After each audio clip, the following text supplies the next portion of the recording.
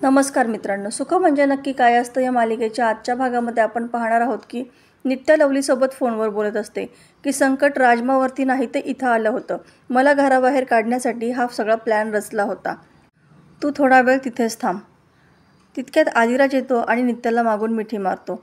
नित्याला म्हणतो की नित्या मॅडम, तुम्ही आज खूप लई सुंदर दिसत आहे. नित्या हो असं म्हणते. आदिराज पुन्हा म्हणतो की लय म्हणजे लय सुंदर दिसत आहे. 10 वेळा नाही, 100 वेळा नाही, तर 700 वेळा तुम्हाला मी सांगतो की तुम्ही खूप सुंदर दिसत आहे.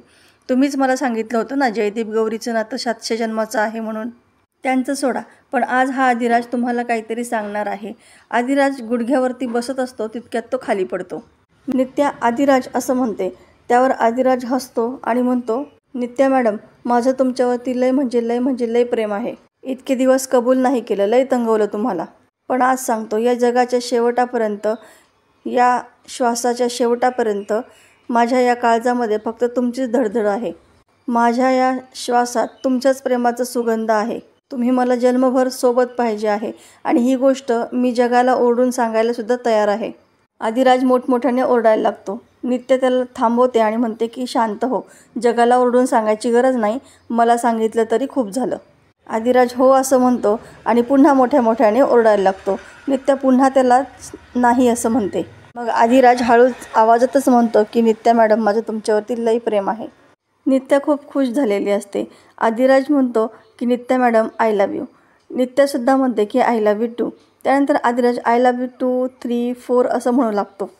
नित्या आदिराजच्या तोंडावरती हात ठेवते तर आदिराज तिच्या हाताला किस करू लागतो.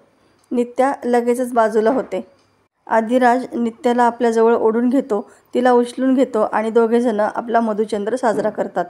दुसऱ्या दिवशी सकाळी शालिनी राजमाला म्हणते की अगं, नित्याची वाट बघता बघता मला कधी झोप लागली कळलंसुद्धा नाही. तुला मला उठवता आलं नाही का? राजमा म्हणते की अहो, मी सुद्धा खूप तिची वाट बघितली, पण ती तर आलीच नाही ना. आणि मग मलासुद्धा कधी झोप लागली कळालंच नाही. तितक्यात पाहुणी तिथे येते आणि कुऱ्हाडीने सगळ्या वस्तू इकडे तिकडे फेकत असते. शालिनी ओरडून म्हणते की हे काय फालतूपणा चालला आहे, तुला काय वेड लागला आहे का? पाहुणी चिडूनच म्हणते की हां, वेड लागला आहे मला. तुमचं काय जातंय? तुम्हाला मी काय सांगितलं होतं की नित्याला इथंच रात्रभर थांबून ठेवा म्हणून. तुमच्याच्याने ते सुद्धा झालं नाही. तुमचं काय जातंय? पण त्यामध्ये माझं होतं नव्हतं तेवढं सगळं गेलेलं आहे. आता काय करू मी तुमचं? शालिनी ओरडूनच म्हणते की आवाज खाली, नाही तर याच कुऱ्हाडीने 2 तुकडे करून फेकून देईन तुझे. काय झालं आहे? कोण आहेस तू? आणि तुला माझ्याशिवाय मदत करणारा आहे कोण? मग इतका कल्ला करायला काय झालं तुला? मी माझ्या परीने सगळे प्रयत्न केले होते, पण ती नित्या इथपर्यंत आलीच नाही. मग आता मी तिला काय घरातून उचलून आणायला पाहिजे होतं का? मूर्ख आहेस का तू? जर ती इथं आली असती तर मी माझा शब्द पाळला असता, इतकं लक्षात ठेव. पाहुणी म्हणते की तुमच्या शब्दावरती काडी मात्र विश्वास नाही मला, आणि ही कुऱ्हाड आता मला पुन्हा कधी उचलावी लागेल माहीत नाही. आता मी तुमच्यावरती अवलंबून राहणार नाही. जे काय करायचे ते माझं मी बरोबर करेल. जे माझं झालं नाही ना, ते मी दुसऱ्या कोणाचंही होऊ देणार नाही, असं म्हणून रागातच तिथून निघून जाते. शालिनी म्हणते की तुला जे करायचं ते कर, माझा तुझ्यावरती विश्वास आहे, कारण तू जे काही करशील ते माझ्या पथ्यावरच पडणार आहे. तुला कधी मदत लागली ना तर करेल मी मदत, आणि येशील तू माझ्याच पायाशी, असं म्हणते. हे सगळं ऐकून राजमाला धक्काच बसतो.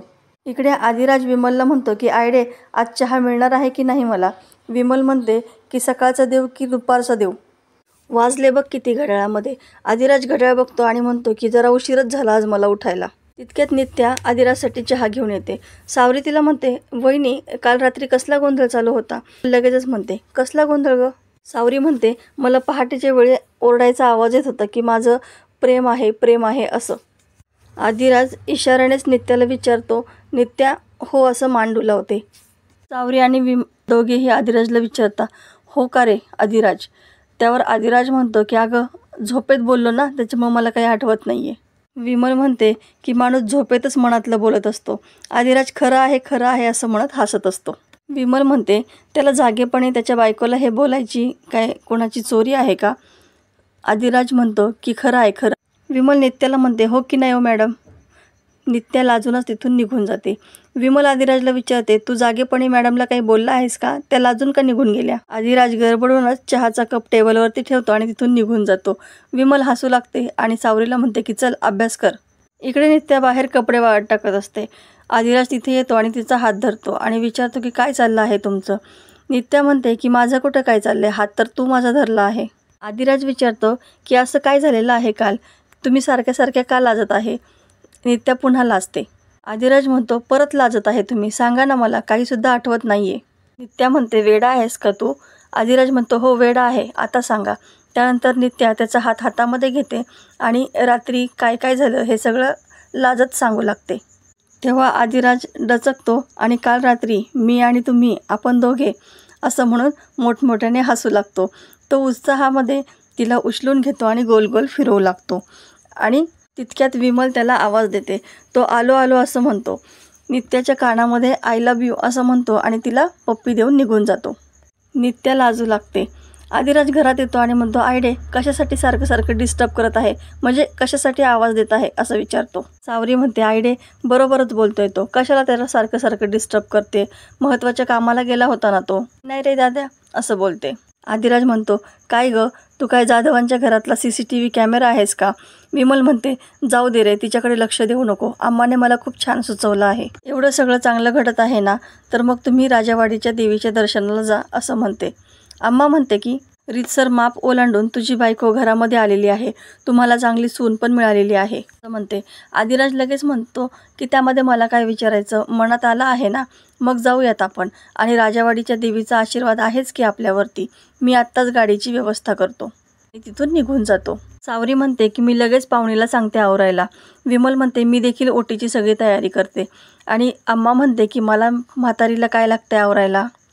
इकडे राजमा किचनमध्ये काम करत असते आणि म्हणते की आईला स्वागत करायलाच पाहिजे. पाहुणी ज्या ठिकाणी इतक्या रागामध्ये इथून गेली आहे याचा अर्थ काहीतरी मोठं तिच्या डोक्यामध्ये शिजत आहे. आणि या सगळ्यात ही शालिनीसुद्धा तिच्या पाठीशी आहे हे सांगायलाच हवं. आणि नित्याला फोन लावते. नित्या खोलीमध्ये फोन ठेवून बाहेर निघून गेलेली असते. राजमा तिला वाया करत असते आणि तितक्यात शालिनी तिथं येते. शालिनीला पाहून ती खूप डचकते आणि ती फोन लगेच लपवते. शालिनी म्हणते माझी खोली अजून तू आवरली नाहीस का, जा आवर पटकन. आणि राजमा म्हणते की हो आवरते असं म्हणून तिथंच उभी राहते. शालिनी पुन्हा म्हणते अगं जा आणि आवर, पण राजमा घाईघाईमध्ये तिचा फोन तिथंच विसरून जाते. इकडे नित्या राजमाचे मिस कॉल बघते आणि म्हणते की राजमा का फोन करत असेल मला, शालिनीने पुन्हा काही डाव केलं नसेल ना, म्हणून पुन्हा ती राजमाला कॉल बॅक करते. राजमाचा फोन वाजत असतो आणि कुणाला फोन आहे तिला हे पाहण्यासाठी शालिनी फोनच्या जवळ जाते. ती बघणारच असते की कुणाचा फोन आला आहे. तितक्यात बाहेरून सोमनाथ तिला आवाज देतो. शालिनी पुन्हा फोनकडे जात असते आणि बघण्याचा प्रयत्न करते, पण फोन कट होऊन जातो. नित्या विचार करते की हिने फोन का नाही उचलला. इकडे सोमनाथ शालिनीला म्हणतो की एकदम पक्की व्यवस्था लावून आलेलो आहे. शालिनी शाब्बास असं म्हणते आणि आपल्यावरती कोणाचाही संशय यायला कामा नये. सोमनाथ म्हणतो की अजिबात कोणालाही संशय येणार नाही. शालिनी म्हणते की हे सगळं प्लॅनिंग आपलं नाही तर त्या पाहुणीचं आहे. जे जर वेळ आलीच ना तर आपल्याला पाहुणीचं नाव पुढं करायचं आहे असं म्हणते. सोमनाथ म्हणतो माझ्या ध्यानात आहे. आणि तुम्ही ते पत्र देणार होता ना, त्याचं काय झालं. शालिनी सोमनाथच्या हातामध्ये ते पत्र देते आणि म्हणते की हे काम व्यवस्थित कर, ज्या ठिकाणी पत्र ठेवायचं आहे तिथं व्यवस्थित पत्र ठेव, आणि आता काम पूर्ण झाल्यानंतरच मला भेटायला ये. सोमनाथ म्हणतो की चालतंय की असं म्हणून तिथून निघून जातो. तर मित्रांनो, येणाऱ्या भागामध्ये आपल्याला पाहायला मिळणार आहे की सोमनाथ शालिनीला येऊन सांगतो की ठरल्याप्रमाणे आदिराजच्या घराजवळ आपली माणसं पोहोचलेली आहेत आणि आपला प्लॅन ठरल्याप्रमाणे सक्सेसफुल होणार आहे असं सांगतो. हे सर्व राजमा ऐकते. दुसरीकडे नित्य तयार होत असते. तेव्हा 2 गुंड नित्याच्या खोलीमध्ये खिडकीमधून प्रवेश करतात. ते गुंड नित्याला बेशुद्ध करून तिथून उचलून घेऊन जात असतात. तितक्यात आदिराज तिथे येतो. समोर नित्या नाही हे पाहिल्यानंतर त्याला धक्काच बसतो आणि जोरातच नित्या मॅडम असं ओरडतो. तर बाहेर सर्वजण दचकून जातात. तर मित्रांनो, असेच डेली अपडेट पाहण्यासाठी आपल्या चॅनलला सबस्क्राईब करा.